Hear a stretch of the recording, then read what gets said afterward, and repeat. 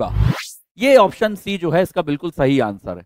लेकिन लगे हाथ हम कुछ और रोगों के बारे में भी चर्चा कर लेते हैं जो कि एग्जाम वगैरह में बहुत ज्यादा पूछे जाते हैं। ये तो एक हो गया मीना माटा रोग। तो यदि पूछा जाए कि मीना माटा रोग किससे हो रहा है, तो हम ये बताएंगे कि यह मिथाइल मरकरी से होता है। यह होता है मिथाइल मरकरी से।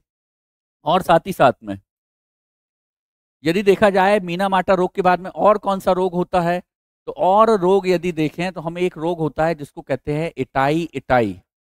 ये रोग के बारे में भी हमें पता होना चाहिए। हड्डियों को प्रभावित करेगा, ये हमारे बोन्स को प्रभावित करता है। रोग का नाम है इटाई इटाई। किसकी वजह से होता है, तो यह होता है कैडमियम की वजह से।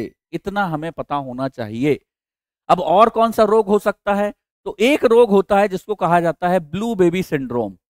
इसको कहते हैं ब्लू बेबी सिंड्रोम।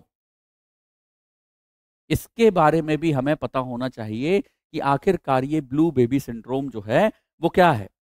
देखिए, ब्लू बेबी सिंड्रोम के बारे में सामान्य तौर पर लिखा हुआ आता है नाइट्रेट। ये लिखा आएगा नाइट्रेट। लेकिन अब एग्जाम्स में इससे आगे बढ़कर के भी एक ऑप्शन आने लगा है जिसे सही माना जाता है।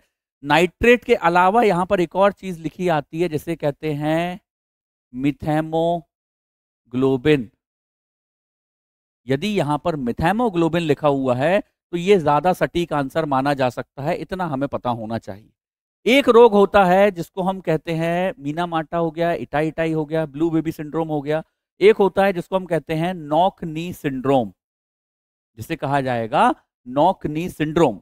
अब ये नॉक नी सिंड्रोम किसकी वजह से होता है, नॉक नी सिंड्रोम होता है फ्लोराइड की वजह से। किसकी वजह से होगा, फ्लोराइड की वजह से होगा। फ्लोराइड यदि मान लीजिए किसी व्यक्ति के शरीर में जाएगा तो ऐसी कंडीशन में फ्लोराइड की वजह से क्या होगा, उस व्यक्ति के घुटने जो है वो करीब करीब आने लगते हैं, तो घुटनों को प्रभावित करेगा। हड्डियों से संबंधित है ये। इतनी बीमारियों के बारे में सामान्य तौर पर हमें